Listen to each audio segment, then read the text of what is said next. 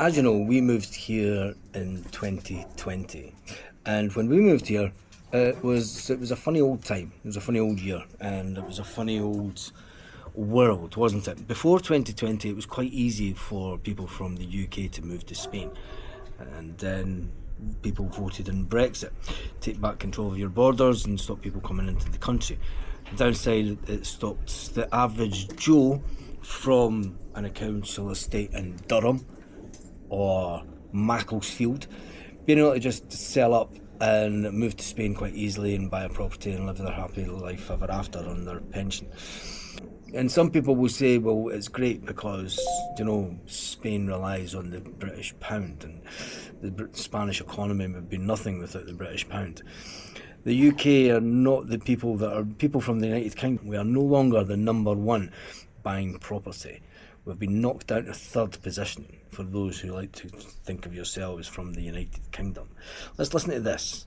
The top three nationalities of non-resident foreign citizens who bought the most houses in Spain in 2025, according to Spain's notaries, were in first position for the first time ever, the Netherlands with 6,289 properties. They were followed by Germany with 6,233, the United Kingdom in third place with 6,152. But this is certainly a new development and it's worth keeping an eye on.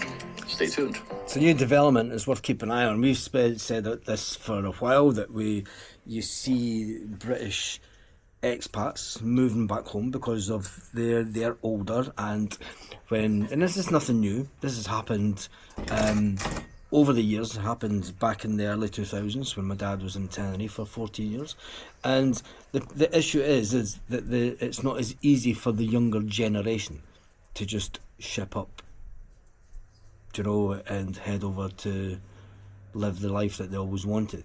It's a lot more difficult, and I think it's a bit of a wake-up call to especially the people that think that that Spain is nothing without the UK pound.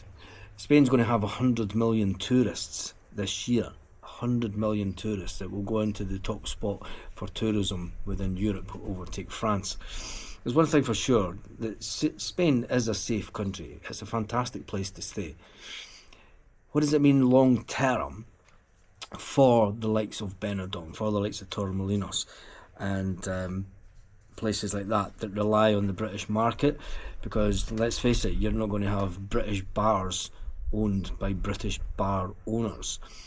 Because what you need now to come over and open up a British bar, it's not just a case of you pack up your belongings, you rock up, you rent a bar off an old Spanish geezer, and then Bob's your uncle. It's not that easy now. Tell me what you think in the comments. Do you think it's just the way it is? Are you happy about it? And how do you think it will affect the Spanish economy? Just give me your comments and we'll get back to you in the next video.